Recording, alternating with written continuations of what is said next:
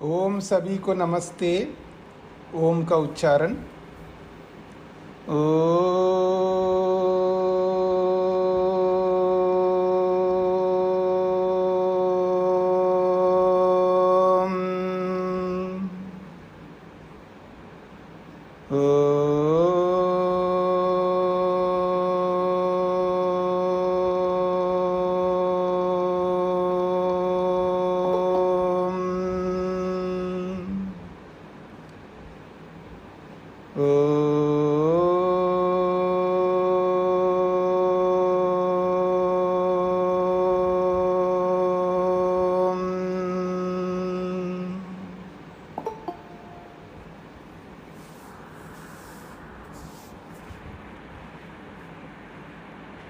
हाँ जी, हमने कारकों को लेकर के विचार किया है।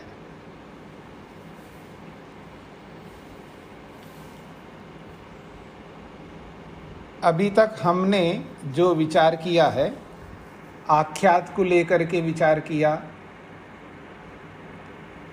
संज्ञा को लेकर के विचार किया, उपसर्ग को लेकर के विचार किया और निपात जिसे अव्यय कहते हैं, तो निपात रूपी अव्यय को लेकर के भी विचार किया। विभक्तियों को लेकर के विचार किया, कारकों को लेकर के विचार किया और थोड़ा सा आपको ये भी बताया था विशेषण और विशेष्य। किसी वस्तु के गुणों को, उसके धर्मों को बताने वाले को विशेषण कहते हैं। वस्तु के गुणों को या उसके धर्मों को बताने वाले को विशेषण कहते हैं। और वो विशेषण शब्द भी एक संज्ञावाची के रूप में या उपसर्ग के रूप में या अव्यय के रूप में हो सकता है। मेरी बात पर ध्यान दीजिएगा। ये जो विशेषण है ना, विशेषण शब्द, विशेषण शब्द संज्ञावाची के रूप में भी होता है, उपसर्ग के रूप में भी होता है, अव्यय के रूप में जिसे निपात कहते हैं, तो निपात रूपी अव्यय के रूप में भी विशेषण होता है।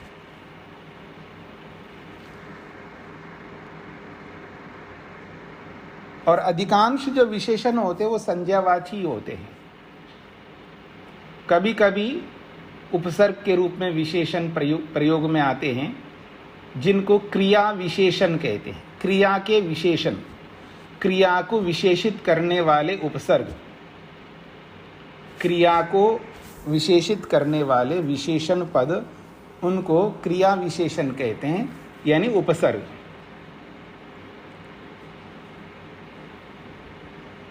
और अव्यय भी, निपात भी विशेषित करते हैं। अव्यय भी विशेषित करते हैं, तो अव्ययों को भी विशेषण के रूप में प्रयोग किया जाता है।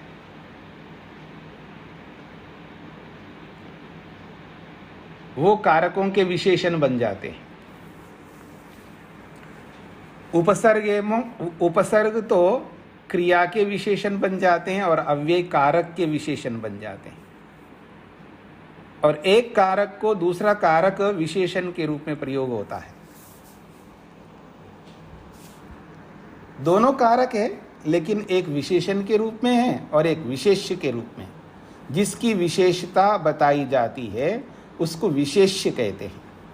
विशेषण के माध्यम से जिसकी विशेषता बताई जाती है उसको विशेष्य कहते हैं।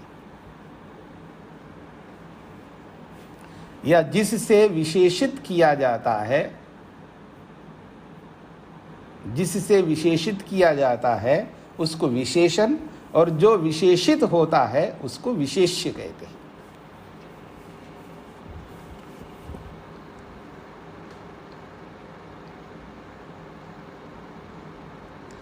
अब जो आपने आख्यात को समझा, आख्यात का मतलब क्रिया, क्रियापद को समझा, और आपने जो संज्ञावाची शब्द को, संज्ञावाची पद को समझा, और उपसर्ग को भी समझा, और अव्यय रूपी निपात को भी समझा, ये सब पद कहलाते हैं। यानी उपसर्ग भी एक पद है, क्रिया भी एक पद है, अव्यय रूपी निपात भी एक पद है, और संज्ञा भी एक पद है। इन सबको पद कहते हैं। और ये जो पद है, इन्हीं पदों को हम भाषा में शब्द कहते हैं, शब्द। लेकिन व्याकरण में उनको पद कहते हैं। और जितने भी पद होते हैं, उन पदों के मूल तत्व होते हैं, जिनको धातु कहते हैं। जितने भी पद होते हैं, उन समस्त पदों के मूल तत्वों को धातु कहते हैं व्याकरण में। जैसे पठति, ये क्रियापद है। अब इस क्रियापद का मूल है पठ, उसको पठ धातु कहते हैं। तो गच्छति, गच्छति क्रियापद है, उसका जो मूल पद है या मूल, उसका मूल है, उसको कहते हैं गम, गम धातु है। तो जितने भी पद बनते हैं, मेरी बात पर ध्यान देना और लिखना भी साथ में, जितने भी पद होते हैं उन सभी पदों का मूल धातु होती है।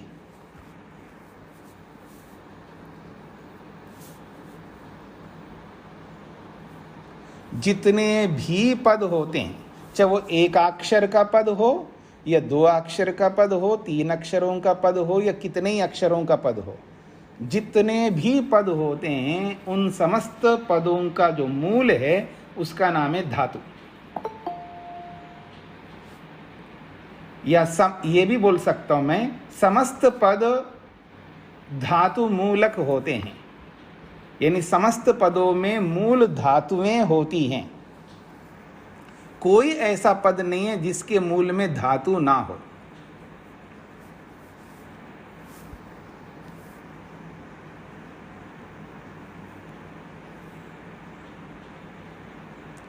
अब इसको व्याकरण की भाषा में कहते धातुजम। धातुजम, धातु से बना हुआ पद। धातुजम, धातु और ज और ऊपर बिंदी लगाइए, धातुजम। यह बिंदी नहीं लगा के मकार को हलंत कर दीजिएगा, धातुजम।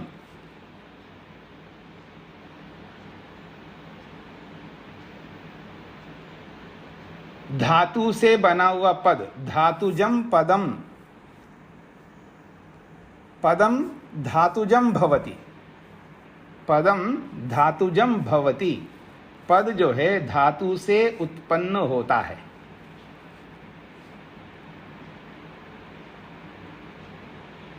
या मैं इसको ऐसा भी बोल सकता हूं, समस्त पदम धातुजम भवति। समस्त पद धातु से उत्पन्न होते हैं या धातु से बनते हैं। समस्त पदम धातुजम भवति, समस्त पद धातु से ही बनते हैं। कोई ऐसा पद नहीं है, कोई ऐसा शब्द नहीं है जिसके मूल में धातु ना हो। जैसे रामः, रामः ये एक संज्ञावाची शब्द है, और ये संज्ञावाची शब्द रामः जो है, ये इसके मूल में धातु है, रम धातु है। रम, रम धातु से रामा बनता है।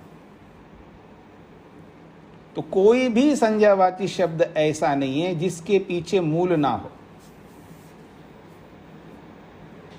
यानी जिसके पीछे धातु ना हो।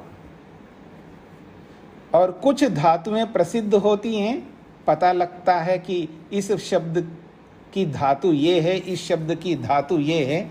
और कुछ शब्द ऐसे होते हैं जिनके धातुएं हमें समझ में नहीं आती है, और वो उस व्यक्ति को समझ में आती हैं जो व्याकरण को पढ़ता है, तो उसको आधा समझ में आ जाता है। और जिसको पूरा तब समझ में आता है जो निरुक्त पढ़ता है, उसको पूरी धातुओं के बारे में समझ में आ जाती है। तो व्याकरण और निरुक्त वेद के अंग कहलाते हैं। वेद के 6 अंग होते हैं: शिक्षा, व्याकरण, निरुक्त, छंद, ज्योतिष और कल्प। ये 6 अंग होते हैं, वेद के अंग कहलाते हैं। तो इन अंगों में शिक्षा तो उसको आती है, जो व्याकरण पढ़ता है उसको शिक्षा आ जाती है, यानी शिक्षा पढ़ करके व्याकरण पढ़ता है।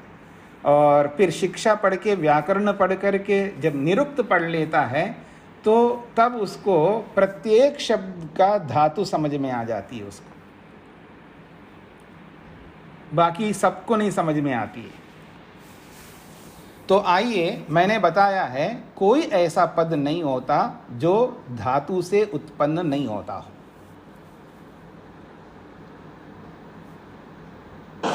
स्वामी जी, छठवां अंक कौन सा है? देखिएगा, जब आपको प्रश्न पूछना होता है ना, तो आप हाथ खड़ा करेंगे, तब उचित रहेगा। तो हाँ जी, आपने कहा छठा अंक कौन सा है? कल्प कहते हैं उसको, कल्प। शिक्षा, व्याकरण, निरुक्त, छंद, ज्योतिष और कल्प।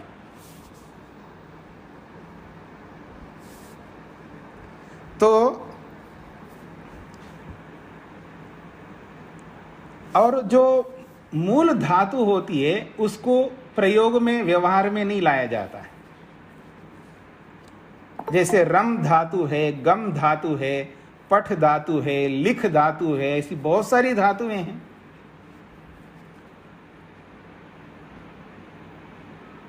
बहुत सारी धातुएं हैं। उन सभी धातुओं को व्यवहार में, प्रयोग में नहीं लाया जाता है, क्योंकि मूल का प्रयोग व्यवहार में नहीं होता है। जब वो पद बन जाता है, वो पूरा व्यवहार में लाने योग्य बन जाता है। आप में से कौन है जो अपना माइक को बंद नहीं रखते हैं? माता शकुंतला जी, हाँ, ध्यान दीजिएगा। जैसे ही जुड़ जाते हैं ना आप लोग, जब ज्वाइन हो जाते हैं इसमें, तो सबसे पहला आपका काम होता है अपने माइक को बंद करना, और बीच बीच में भी देखते रहना चाहिए मेरा माइक जो है खुल तो नहीं गया किसी कारण से। ठीक है जी। तो जो मूल धातुएं होती हैं उसको व्यवहार में, प्रयोग में नहीं लाया जाता है। वो जब उसको पद बनाया जाता है, यानी वो पूरा व्यवहार में लाने योग्य जब बनता है, तभी उसको व्यवहार में लाया जाता है।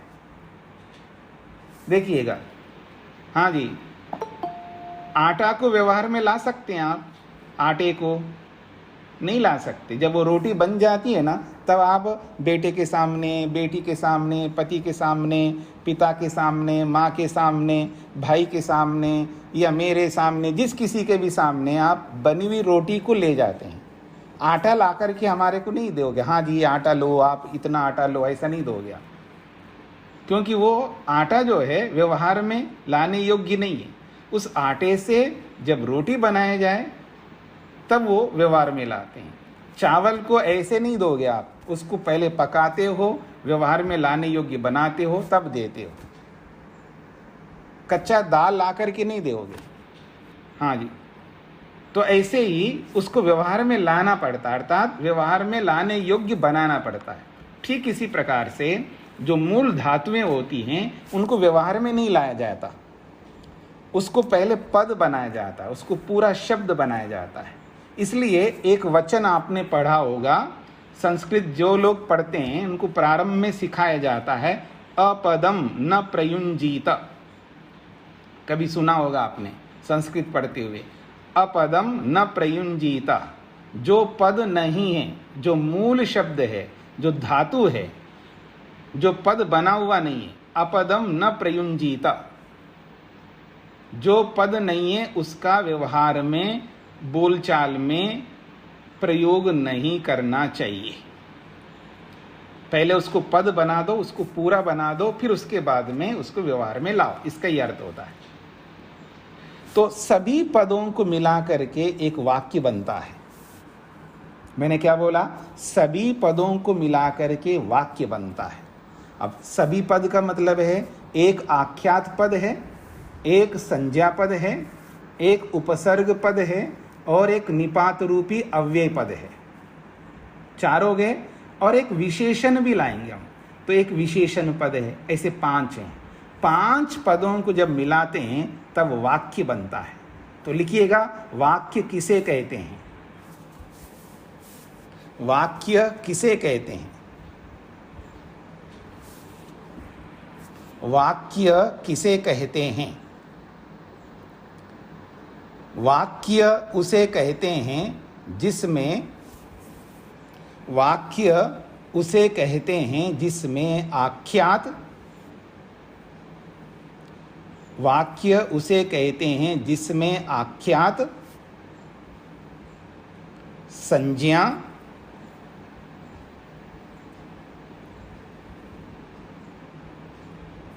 उपसर्ग,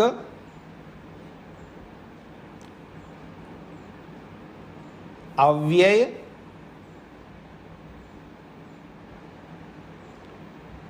और विशेषण हो।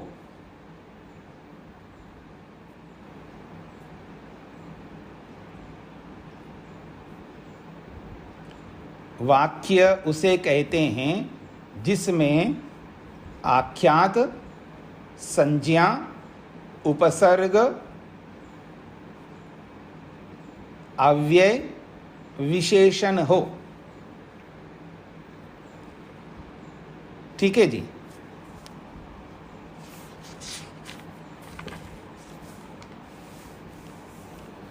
अब मैं उदाहरण देता हूं।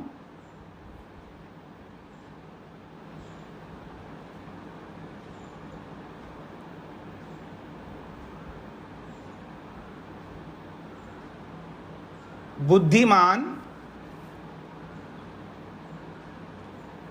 बुद्धिमान अजितः,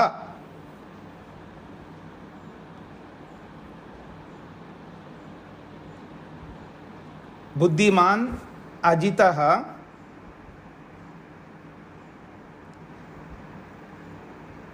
ऋजु, ऋजु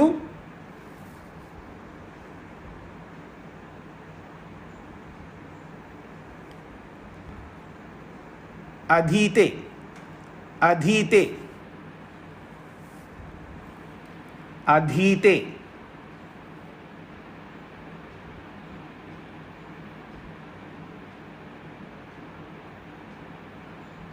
या अधीते लिख दीजिए, कोई बात नहीं। तो बुद्धिमान अजितः ऋजुः अधीते। देखिए, बुद्धिमान ये विशेषण है। कौन है बुद्धिमान? अजितः, अजित हैं। ऋजु का मतलब होता है सरल, सरलता से। ऋजु का अर्थ है सरलता से, सुगमता से, इजीली। ऋजु का मतलब है सरलता से। तो ये ऋजु जो है ये अव्यय है। अधि जो है, अधि उपसर्ग है, और अधीते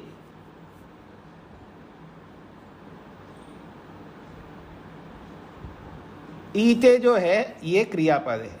तो अधीते दोनों को मिला के बोलते हैं, इसको अलग अलग नहीं बोलते। अधीते, अधीते में उपसर्ग भी है और धातु भी है, यानी आख्यात भी है। तो बुद्धिमान अजित सरलता से पढ़ते हैं। तो ये पूरे आ गए ना, विशेषण भी आ गया, संज्ञा भी आ गया, और अव्यय भी आ गया, उपसर्ग भी आ गया, आख्यात भी आ गया। इसको वाक्य कहते हैं। ऐसा जरूरी नहीं है कि हर वाक्य में ये पांचों हों, ऐसा कोई जरूरी नहीं है। ये पूर्ण वाक्य कहलाता है। इस वाक्य में कोई कमी नहीं है, अर्थात सभी आवश्यक, सभी वाक्य को बनने के लिए जितनी सामग्री चाहिए सारी सामग्री इसमें है। लेकिन ऐसा जरूरी नहीं है कि हर वाक्य में ये सारी चीजें आ जाए। मैं केवल बोलूं कि अनिलः उच्चै पठति, अनिलः उच्चै पठति। एक वाक्य लिख दीजिएगा, अनिलः उच्चै पठति।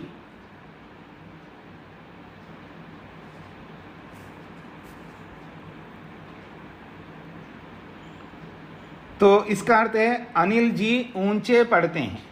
तो अनिलः जो है ये संज्ञावाची शब्द है, और उच्चै का मतलब ये अव्यय है, और पठति का मतलब है ये आख्यात है।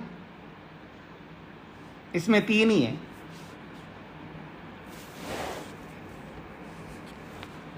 मैं दूसरा उदाहरण देता हूं। सुभाषः धर्मम आचरेत्। सुभाषः धर्मम आचरेत्।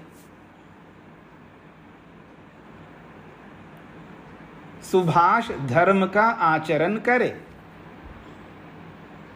इसमें कोई अव्यय आया नहीं है, इसमें केवल संज्ञावाची शब्द हैं दोनों, और आचरेत ये क्रियापद है। यानी सुभाष नामक व्यक्ति धर्म का आचरण करे। तो सुभाषः धर्मम आचरेत, यानी इसमें कारक और आख्यात, बस कारक है और आख्यात है।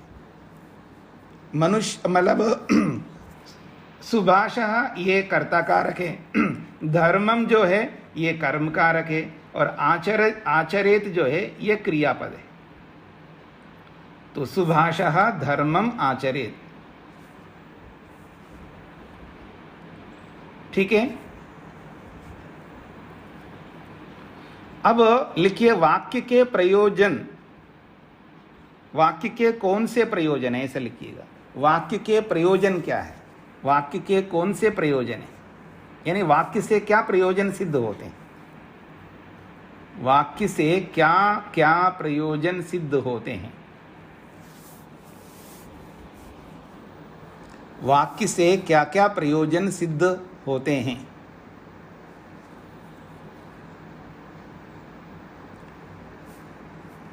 अनेक अर्थों की प्रतीति। उत्तर लिखना है। अनेक अर्थों की प्रतीति होती है। अनेक अर्थों की प्रतीति का मतलब है अवगमन, जानकारी। अनेक अर्थों की जानकारी होती है, प्रतीति होती है।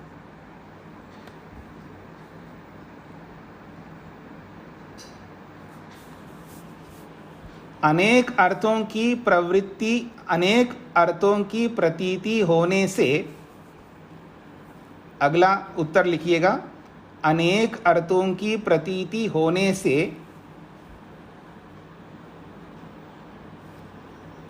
अनेक अर्थों की प्रतीति होने से मनुष्य उत्तम व्यवहार करता है। अनेक अर्थों की प्रतीति होने से मनुष्य उत्तम व्यवहार करता है।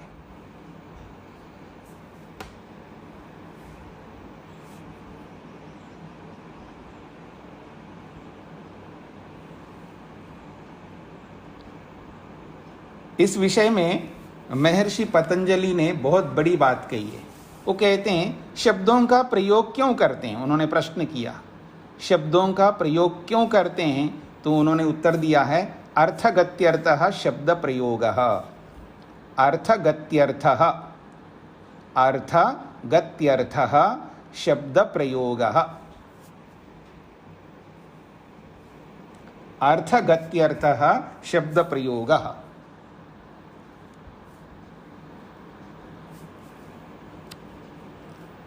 इसका अर्थ है, अर्थगत्यर्थ का मतलब है अर्थ को समझने के लिए। अर्थगत्यर्थ, अर्थगत्यर्थ एक ही शब्द है। अर्थगत्यर्थः, अर्थ को समझने के लिए शब्द का प्रयोग होता है। अर्थ को समझने के लिए शब्द का प्रयोग होता है।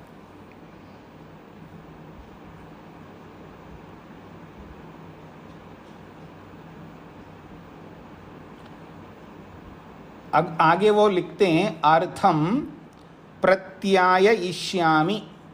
अर्थम प्रत्याययिष्यामि, प्रत्याययिष्यामि, प्रत्याययिष्यामि। प्रत्याययिष्यामि, प्रत्याययिष्यामि इति शब्दः प्रयुज्यते।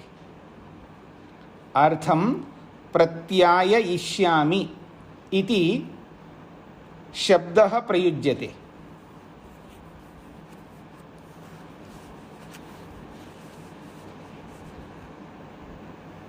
अर्थं प्रत्याययिष्यामि इति शब्दः प्रयुज्यते। कोई भी मनुष्य, इसका अर्थ बता रहा हूं, कोई भी मनुष्य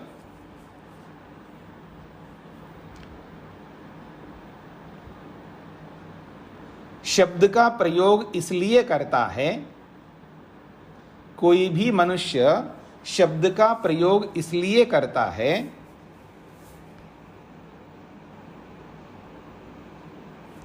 कोई भी मनुष्य शब्द का प्रयोग इसलिए करता है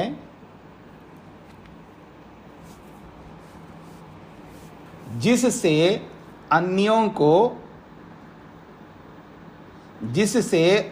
को अर्थों का या अर्थों की जानकारी हो जाए,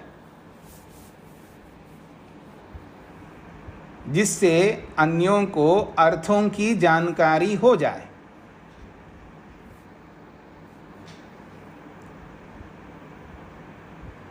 अर्थ का मतलब यहां वस्तुएं जी, याद रखना। ठीक है जी। अर्थम प्रत्याययिष्यामि इति शब्द प्रयुज्यते का मतलब ये हो गया।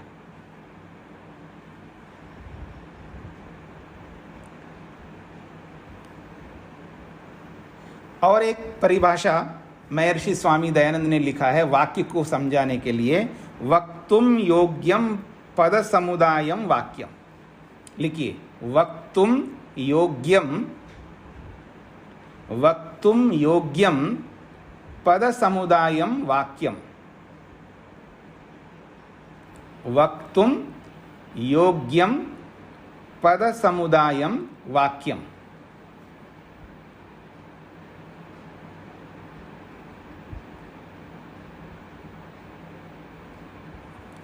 वक्तुम योग्यम पद समुदायम वाक्यम।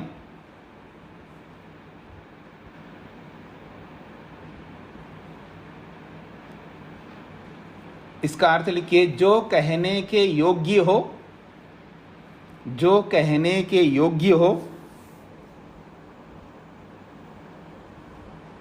जो कहने के योग्य हो, जो कहने के योग्य हो, जिसमें अनेक पदों का समावेश हो,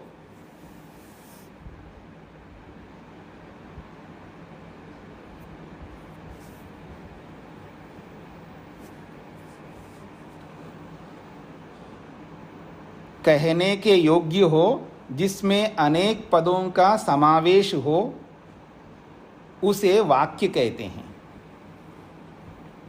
जो कहने के योग्य हो, जिसमें अनेक पदों का समावेश हो, उसे वाक्य कहते हैं।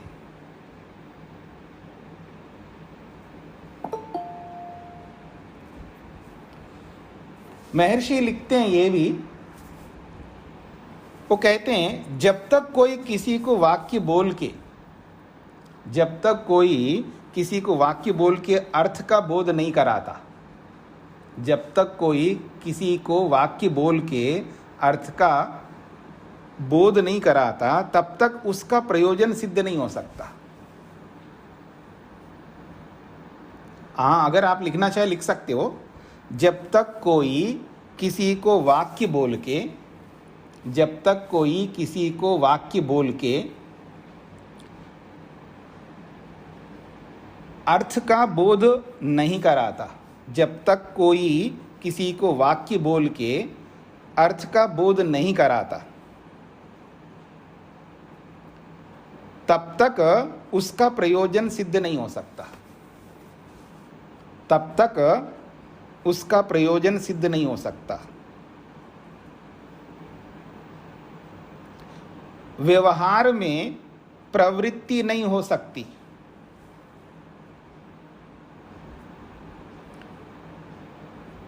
व्यवहार में प्रवृत्ति नहीं हो सकती।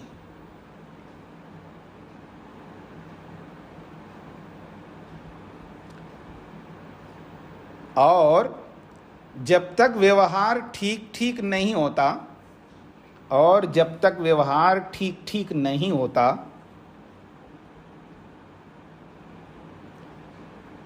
और जब तक व्यवहार ठीक ठीक नहीं होता, तब तक उसका कार्य सिद्ध होकर, तब तक उसका कार्य सिद्ध होकर, तब तक उसका कार्य सिद्ध होकर सुख प्राप्ति रूप प्रयोजन भी सिद्ध नहीं हो सकता। सुख प्राप्ति रूप प्रयोजन भी सिद्ध नहीं हो सकता।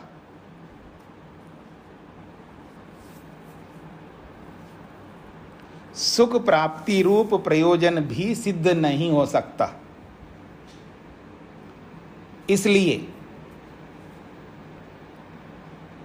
इसलिए वाक्य और वाक्यार्थ का बोध करना,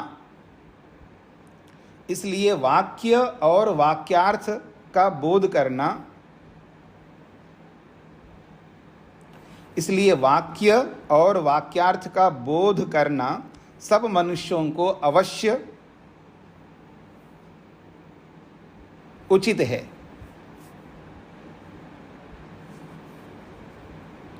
इसलिए वाक्य और वाक्यार्थ का बोध करना सब मनुष्यों को अवश्य उचित है, अर्थात सब मनुष्यों को अवश्य कर लेना चाहिए। वाक्यार्थ बोध का मतलब होता है वाक्य के अर्थ को समझना। तो कौन व्यक्ति वाक्य के अर्थ को ठीक ठीक समझ सकता है? ये बहुत बड़ा प्रश्न है। ये भी प्रश्न लिख सकते हैं आप। कौन व्यक्ति वाक्य के अर्थ को ठीक ठीक समझ सकता है? नहीं तो व्यक्ति अर्थ का अनर्थ कर देता है, वाक्य को ठीक से नहीं समझ करके कुछ का कुछ कर बैठता है।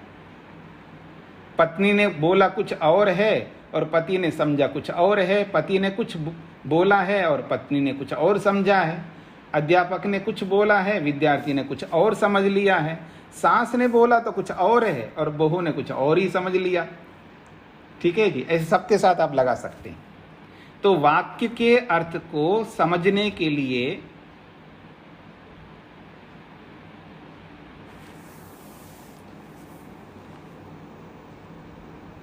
वाक्यार्थ बोध करने के लिए क्या क्या कारण हो सकते हैं, वो अभी मैं आपके सामने बोलने जा रहा हूं। 4 प्रकार ऐसे, यानी 4 ऐसी चीजें हैं जिनके माध्यम से वाक्य को ठीक ठीक समझा जा सकता है। वाक्यार्थ बोध करने के लिए 4 कारणों को समझना अनिवार्य है। वाक्य को ठीक ठीक समझने के लिए 4 कारणों को समझना या 4 उपायों को समझना आवश्यक है।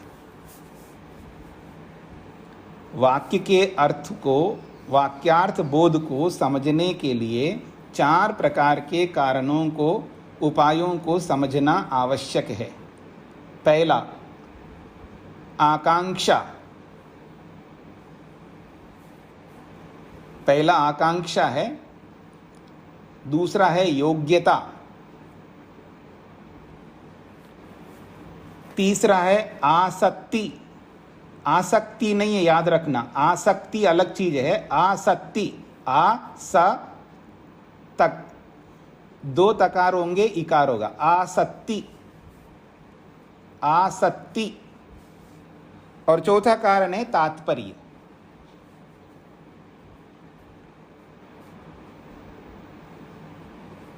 वाक्य के अर्थ को समझने के लिए 4 कारण हैं। पहला आकांक्षा, ये पहला कारण है।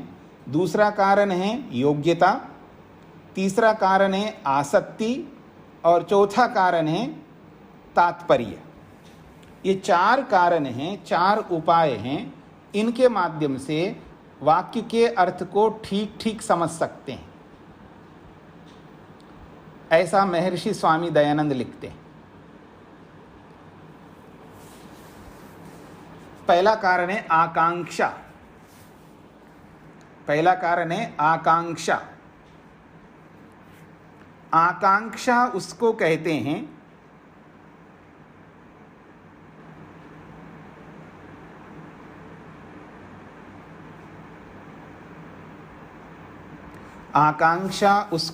हैं कि वाक्य में जिन पदों का प्रयोग होता है, आकांक्षा उसको कहते हैं कि वाक्य में जिन पदों का प्रयोग होता है,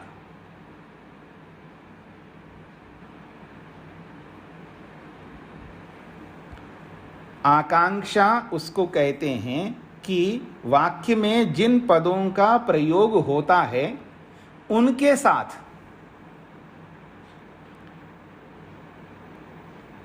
साथ जिन अप्रयुक्त पदों का, जिनके साथ या उनके साथ जिन अप्रयुक्त पदों का अवश्य संबंध कर लेना चाहिए।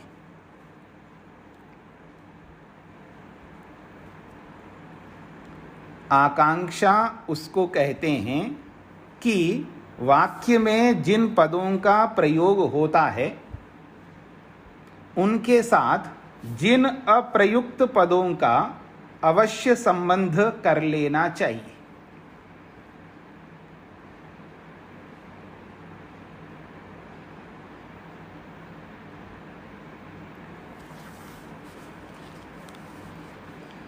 देखिए, आकांक्षा को समझने का प्रयत्न करने। आकांक्षा किसको कहते हैं? तो महर्षि लिखते हैं, आकांक्षा उसको कहते हैं कि वाक्य में जिन पदों का प्रयोग होता है उनके साथ, अर्थात उन पदों के साथ जिन अप्रयुक्त पदों का, अर्थात वाक्य में कुछ पदों का प्रयोग किया है और कुछ पदों का प्रयोग नहीं किया, तो उनको कहते हैं अप्रयुक्त पद।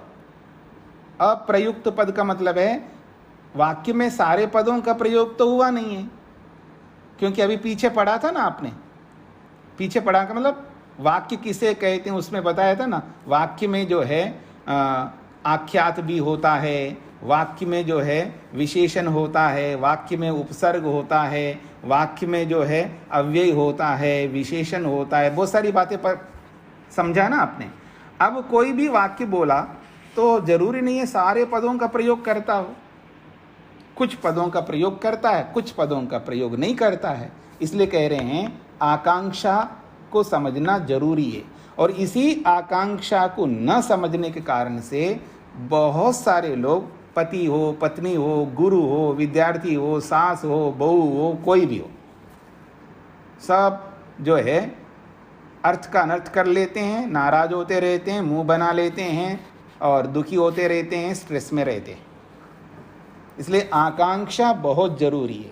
तो आकांक्षा किसको कहते हैं? तो कहते हैं वाक्य में जिन पदों का प्रयोग होता है उनके साथ, अर्थात उन पदों के साथ जिन अप्रयुक्त पदों का अवश्य संबंध कर लेना चाहिए। जैसे उदाहरण दे रहे हैं वो, अनुतिष्ठेत, अनुतिष्ठता, अनुतिष्ठता, अनुतिष्ठता। तो अनुतिष्ठता, इसमें दो ही पद है, एक अनु है उपसर्ग और तिष्ठता ये क्रियापद है, अनुतिष्ठता। तो अनुतिष्ठता का मतलब है अनुष्ठान करो या अनुष्ठान करें, अनुष्ठान करना चाहिए, अनुष्ठान करना चाहिए, अनुष्ठान करो, अनुष्ठान करें, ये सब अनुतिष्ठता शब्द का या इस वाक्य का अभिप्राय है। अब इसके साथ में हमें जो अप्रयुक्त पद हैं उनको जोड़ना है। तो अनुतिष्ठता में तुम अनुष्ठान करो, तुम शब्द को जोड़ सकते हो। अनुतिष्ठता के साथ में एक पद आपको जोड़ना है, यूयम, यूयम अनुतिष्ठता, तुम अनुष्ठान करो। इतने से काम नहीं चलेगा ना। तो और भी पद आपको जोड़ना पड़ेगा। यूयम धर्मम अनुतिष्ठता,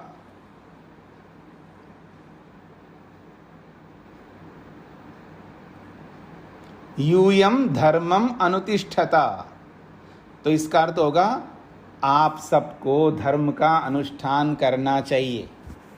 क्यों अधर्म में पड़े हो, ये इसका मतलब है। क्यों अधर्म करते जा रहे हो, आप सबको धर्म का अनुष्ठान करना चाहिए। तो यूयम का मतलब है जो आप सामने हो ना, आप मेरे सामने या कोई भी आपके सामने हो जिनको आप कह रहे हो, यूयम तुम सबको यानी आप सबको धर्मम धर्म का अनुतिष्ठता अनुष्ठान करना चाहिए।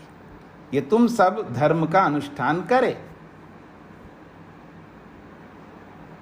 तो अनुतिष्ठता इतना ही बोला है, इससे हमको जोड़ना चाहिए। पति ने कहा कर दो, अब कर दो तो क्या कर दो, ये तो पत्नी को समझना पड़ेगा ना। या पत्नी ने कहा कर दो, तो अब कर दो बोला है तो पति को समझना पड़ेगा क्या करना है। रख दिया, भाई रख दिया क्रियापद ही बोला है उन्होंने, अब क्या रख दिया ये तो पति को समझना है, पत्नी को समझना है, सास को समझना है, या बहू को समझना है, गुरु को, शिष्य को, सबको समझना है। ऐसी बहुत सारी बातें होती हैं जो हम समझ नहीं पा रहे होते और परेशान हो रहे होते हैं। तो कह रहे हैं कि आकांक्षा, इसका नाम है आकांक्षा, मतलब किस पद के साथ किस पद को जोड़ना चाहिए।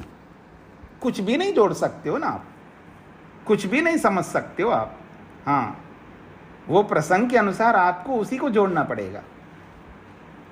जहां जैसा प्रसंग है उस प्रसंग के अनुसार आपको वही पद जोड़ना पड़ेगा जो वहां पर उपयुक्त है, वही आकांक्षित है, वही सटीक वो पद जोड़ने योग्य है। इसी को कहते हैं आकांक्षा। अब मैं कहूंगा, अब दूसरा वाक्य बोल रहा हूं जी आपको, यूयम अधर्मम लिखिएगा, यूयम अधर्मम, यूयम अधर्मम, ये एक वाक्य है। अब इसके साथ क्या आकांक्षा है ये ना समझे तो यूयम अधर्मम, तुम सब अधर्म। अब इसके साथ क्या जोड़ो, करो, ये जोड़ोगे, यूयम अधर्मम कुर्यात या यूयम अधर्मम कुरुता, ऐसा जोड़ोगे क्या? तुम सब अधर्म करें या तुम सबको अधर्म करना चाहिए, ऐसा थोड़ा जोड़ोगे। तो यहाँ यूयम अधर्मम के साथ में क्या जोड़ना है? संत्यजता, संत्यजता, संत्यजता, संत्यजता, यूयम अधर्मम संत्यजता।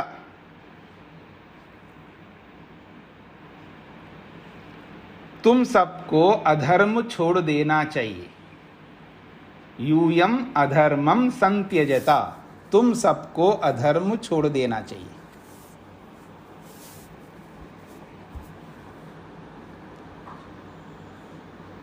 इसको कहते हैं आकांक्षा।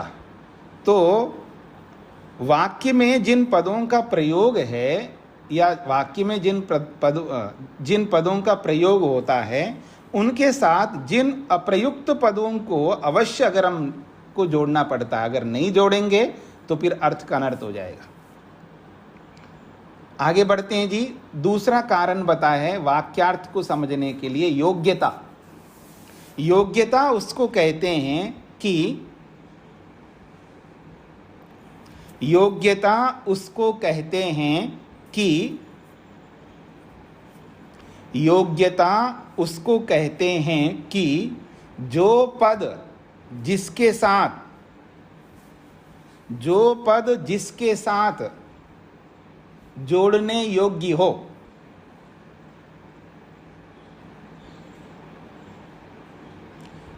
योग्यता उसको कहते हैं कि जो पद जिसके साथ जोड़ना, जो पद जिसके साथ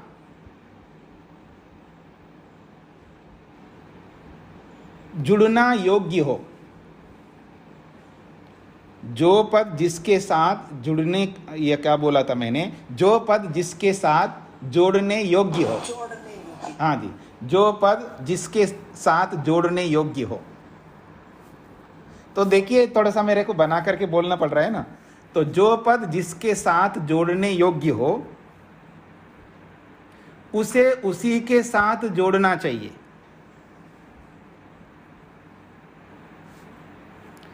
जो पद जिसके साथ जोड़ने योग्य हो, जो पद जिसके साथ जोड़ने योग्य हो उसको उसी के साथ जोड़ना चाहिए।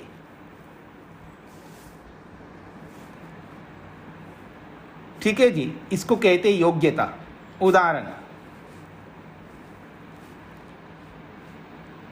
देखिएगा, एक है आंख, ठीक है ना, चक्षु, तो चक्षुषा पश्यति लिखिएगा उदाहरण, चक्षुषा पश्यति, चक्षुषा पश्यति। श्रोत्रेण शृणोति,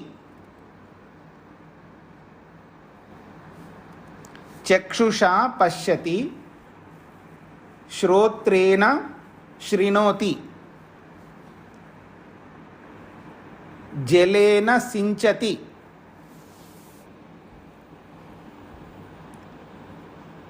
अग्निना दहति। चक्षुषा पश्यति, श्रोत्रेण शृणोति, जलेन सिंचति, अग्निना दहति। आंख से देखता है, कान से सुनता है, जल से सींचता है, अग्नि से जलाता है। ठीक है जी। तो आंख से पश्यति, तो चक्षुषा एक शब्द है, एक पद है, और पश्यति दूसरा पद है। तो चक्षुषा पद के साथ में किस पद को जोड़ेंगे? पश्यति को जोड़ेंगे या शृणोति को जोड़ेंगे या सिंचति को जोड़ेंगे या दहति को जोड़ेंगे? आंख से जलाता है ऐसा थोड़ा है, या आंख से सुनता है ऐसा नहीं है, आंख से सींचता है ऐसा नहीं है ना। तो इसका अर्थ है योग्यता। जिस पद को जिसके साथ जोड़ने योग्य, जो पद जिसके साथ जोड़ने योग्य हो उसे उसी के साथ जोड़ना चाहिए। हर किसी के साथ जोड़ नहीं सकते आप, इसी का नाम है योग्यता। नहीं तो क्या होगा?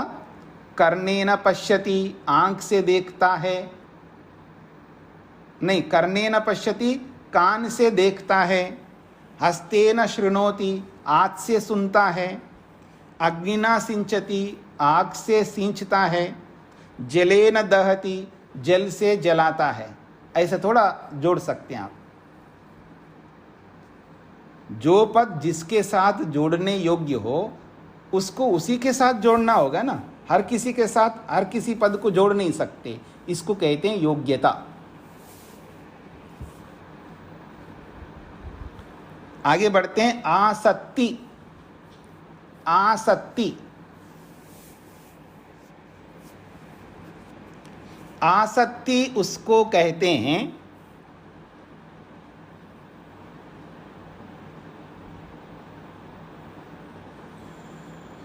आसक्ति उसे कहते हैं कि जिस पद को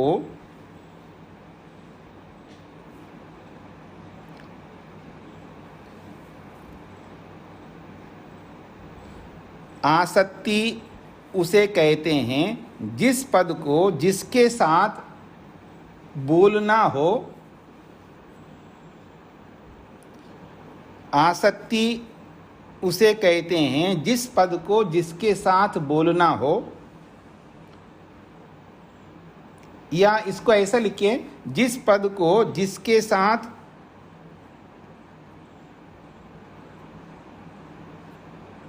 योग्यता हो, जिस पद को जिसके साथ, जिस पद की जिसके साथ योग्यता हो, ऐसा लिखिएगा।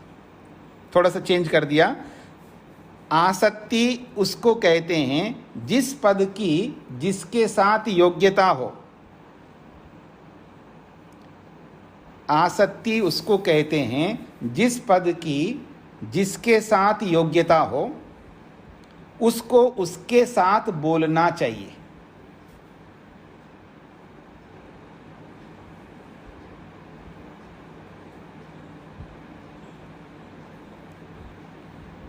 आसक्ति उसको कहते हैं जिस पद की जिसके साथ योग्यता हो उसको उसी के साथ बोलना।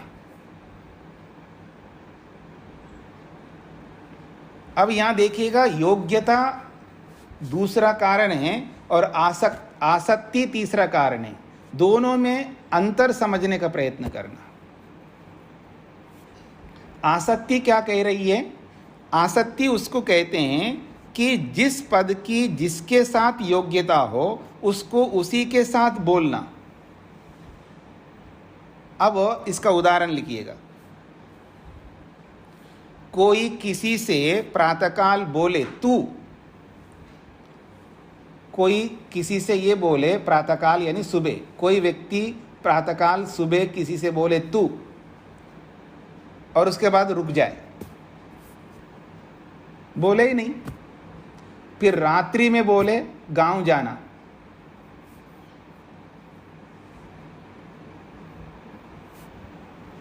कोई किसी से प्रातःकाल तू ऐसा कहकर चुपचाप रहे, पश्चात सायंकाल में कहे कि गांव को जाओ।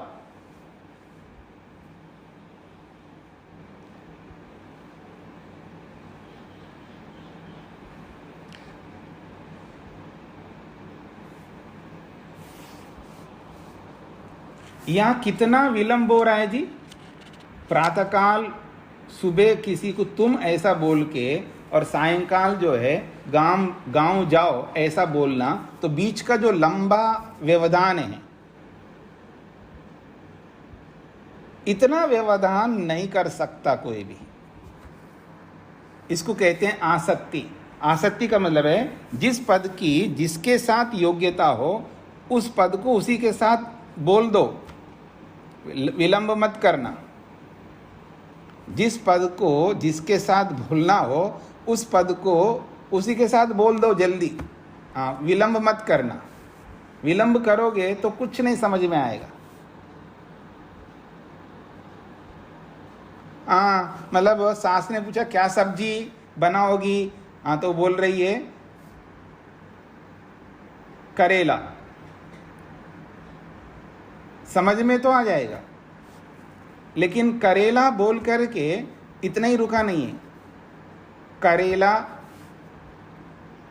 और कुछ दो चार शब्द बोल दें और रुक जाए, फिर उसके बाद रात्रि को बोले कि इसको तेल से बनाऊंगी या घी से बनाऊंगी, ऐसा कुछ बोल दे, तो इतना लंबा व्यवधान नहीं कर सकते ना।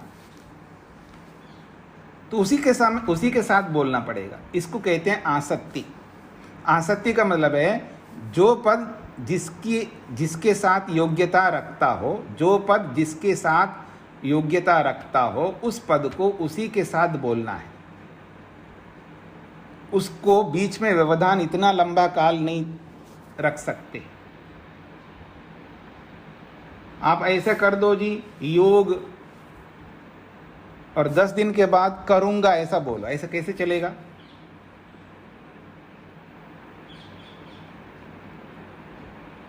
हाँ, अब आपके लिए उदाहरण देता हूं। कुछ लोग हैं ना आप में से, हाँ, वानप्रस्थ, और 20 साल के बाद बोलो ले लूंगा, तब तक तो जीवन ही ना रहा। ठीक है जी। तो ये है आसक्ति। जिस पद को जिसके साथ बोलना है उसको उसी के साथ बोल के समाप्त कर दो, इसी का नाम है आसक्ति। अंतिम कारण को ले लीजिएगा, तात्पर्य।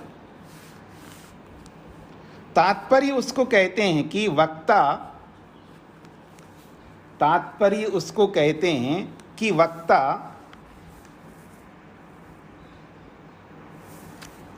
तात्पर्य उसको कहते हैं कि वक्ता अर्थात बोलने वाला। तात्पर्य उसको कहते हैं कि वक्ता जिस अभिप्राय के जानने के लिए, वक्ता जिस अभिप्राय के जानने के लिए वाक्य बोले, वक्ता जिस अभिप्राय के जानने के लिए वाक्य बोले,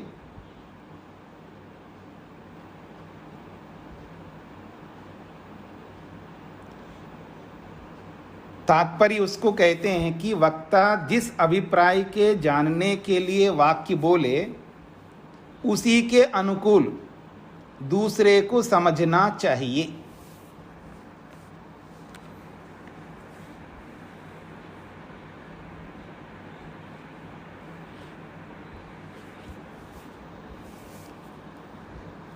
तात्पर्य उसको कहते हैं कि वक्ता जिस अभिप्राय के जानने के लिए वाक्य बोले उसी के अनुकूल दूसरे को समझना चाहिए। तो जो कोई भी व्यक्ति कोई वाक्य बोलता है तो बोलने वाला क्या बोलना चाहता है उसके अनुरूप ही अर्थ लेना चाहिए। हम कुछ भी अर्थ हम नहीं ले सकते अपनी मनमर्जी, अपनी हुआ लगा करके, अपनी जिसको आप कहते हैं ना डेढ़ अकल, अपनी डेढ़ अकल लगा करके हम कुछ भी समझने लग जाए। वक्ता क्या बोलना चाह रहा है उसी के अभिप्राय को समझना चाहिए, यानी बोलने वाले वक्ता के अनुरूप ही हमको वैसा ही अर्थ लेना चाहिए। तो किसी ने बोला है मह्यम देहि, मह्यम देहि, मह्यम देहि दातव्यमेव दद्यात् इति वेदितव्यम। मह्यम देहि, मह्यम देहि अत्र दातव्यमेव दद्यात् इति वेदितव्यम। मह्यम देहि अत्र दातव्यम एव दद्यात् इति वेदितव्यम। किसी ने बोला मह्यम देहि का मतलब मुझे दो, किसी ने बोला मह्यम देहि मुझे दो। जब कोई व्यक्ति बोलता है मह्यम देहि मुझे दो, ऐसा किसी ने बोला, तो इसमें दातव्यमेव दद्यात्, देने योग्य वस्तु ही तो देना चाहिए हमको। कुछ भी उठा करके नहीं दे सकते है ना, कुछ भी नहीं दे सकते। तो दातव्यमेव दद्यात्।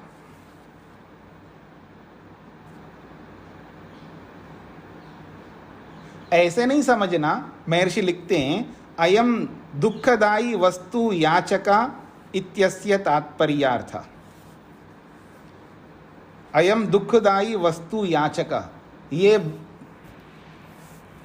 दे मांगने वाला दुखदायी वस्तु को मांग रहा है, मान करके आप दुखदायी वस्तु दे दो। अयम दुखदायी वस्तु याचक इत्यस्य तात्पर्यार्थ।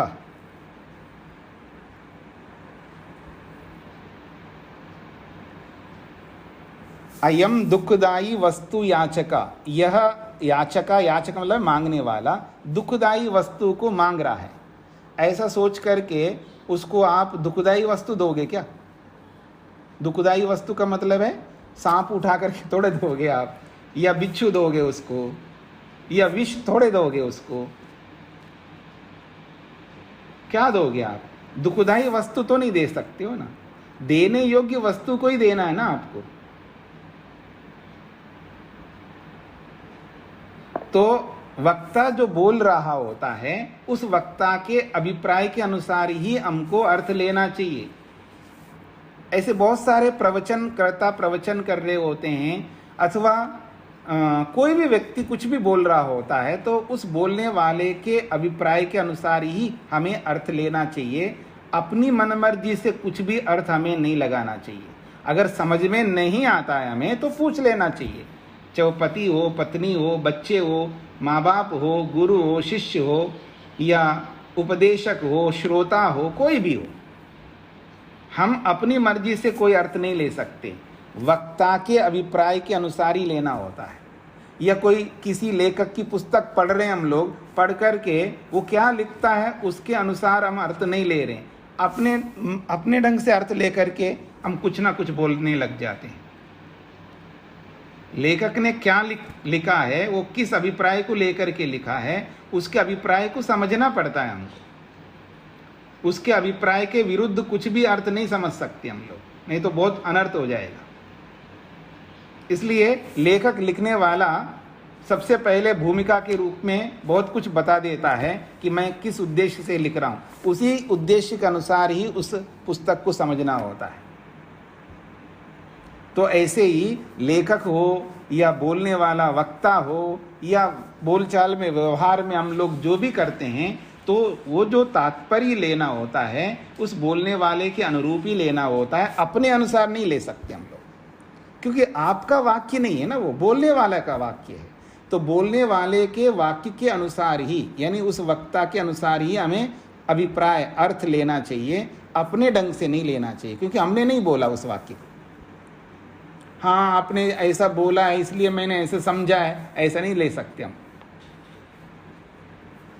अगर हमको नहीं समझ में आया तो उसी से पूछना चाहिए, और हमको समझ में आ रहा है तो इसका मतलब है वक्ता के अनुरूप ही उसका तात्पर्य, उसका अभिप्राय हमें लेना चाहिए, नहीं तो बहुत अनर्थ होता है। तो ये किसी भी वाक्य को समझने के लिए 4 कारण बताए हैं: आकांक्षा, योग्यता, आसक्ति और तात्पर्य। बाकी बातें हम आगे करते हैं। जैसा कि मैंने संकेत भी किया था, प्रति रविवार, प्रत्येक रविवार कक्षा बंद रहेगी। ओम शांति शांति शांति।